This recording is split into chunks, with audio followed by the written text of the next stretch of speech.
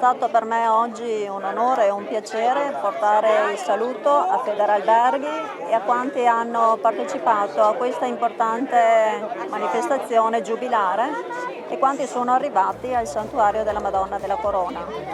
Oggi Federalberghi qui rappresenta quanto sia importante lavorare in sinergia tra enti, anche con le amministrazioni, per la promozione di un territorio e di un turismo religioso qual è quello in cui oggi ci troviamo al Santuario della Madonna della Corona, definito da Papa Giovanni Paolo II il più ardito d'Italia.